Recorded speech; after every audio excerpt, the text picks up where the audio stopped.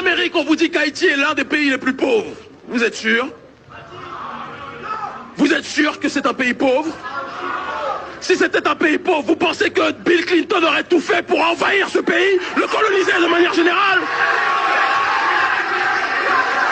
On fait tout pour que les Haïtiens quittent Haïti. Mais bizarrement, toutes les ONG occidentales viennent coloniser ce pays dans le même temps. Pourquoi? Il faut qu'on m'explique.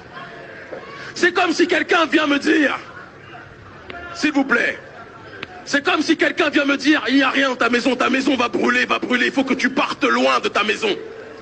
Et la même personne qui vous dit, il faut que vous partiez de cette maison, lorsque vous partez, il prend toutes ses valises et il vient s'installer chez vous. C'est peut-être que la maison n'était pas si mauvaise que ça. Haïti est un enjeu géostratégique majeur. Installé en Amérique, mais peuplé du peuple majoritairement d'Afrique. C'est une nation qui est à la fois une source d'inspiration pour l'Amérique latine, Simon Bolivar le savait, est une source d'inspiration pour le panafricanisme de manière générale.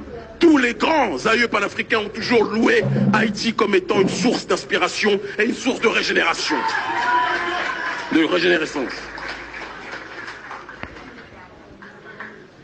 Ce pays n'est pas maintenu dans le chaos par hasard.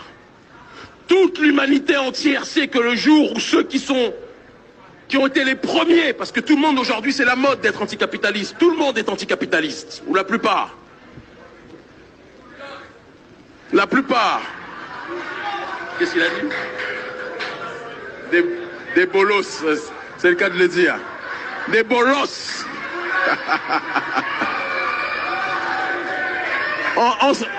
On sent que tu as étudié mes discours, car bolos c'est mon insulte préférée.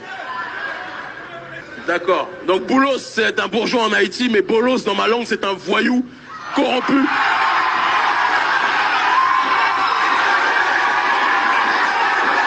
Et donc...